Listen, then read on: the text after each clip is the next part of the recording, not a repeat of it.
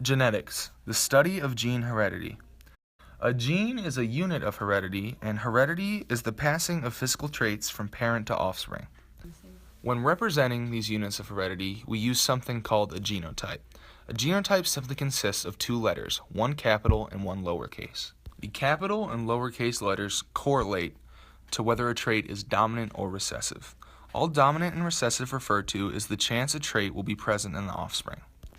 Phenotype is the word used to refer to the traits that are shown in the offspring. More than likely, if the dominant trait is present in a pair, it will always show itself in the phenotype. The theory that the dominant trait is shown in the phenotype always when the dominant allele is present is called complete dominance. Incomplete dominance is when the dominant allele is present, but the trait is only partially shown.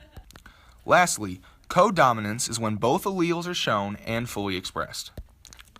When working to determine what phenotypes will look like, we use something called a Punnett square. The alleles which represent these genetic traits are placed on the top and bottom of the square. They are then crossed, which produces 4 gametes, a gamete being a single sex cell. Since 3 of the gametes possess a dominant allele, and where a dominant allele is present, that trait will show, the phenotypic ratio of a monohybrid Punnett square will be 3:1, meaning 3 genes will show dominant characteristics and the other will show recessive characteristics.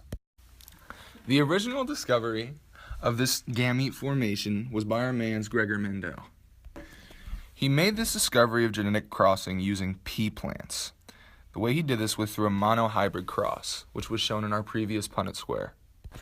Apart from a monohybrid cross, there's also a dihybrid cross, which crosses a total gamete as opposed to individual alleles.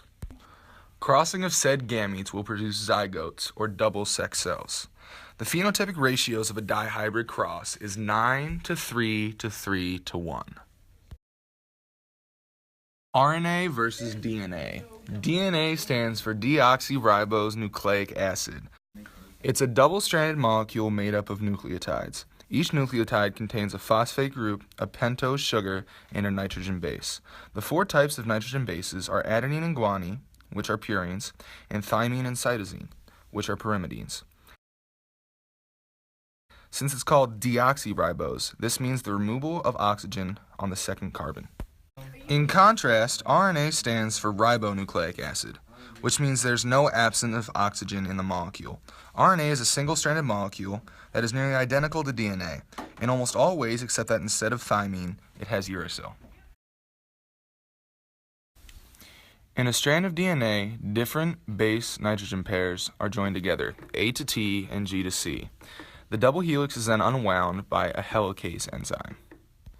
This unzips the DNA and separates it into 2 different strands. DNA polymerase then takes action after the separation to form complementary bases on the new strands. It travels by direction of primes. The 5' is always attached to the phosphate group, while the 3' is always attached to the hydroxyl group. DNA polymerase travels only in the 3' to 5' direction.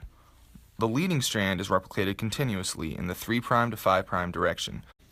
Adversely, the lagging strand is replicated discontinuously in short sections.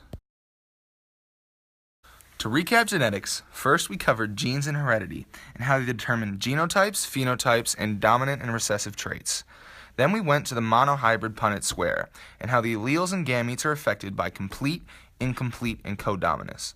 This then brought us to Gregor Mendel and his pea plant experimentation that led to the creation of the dihybrid Punnett square, which helped us discover zygotes.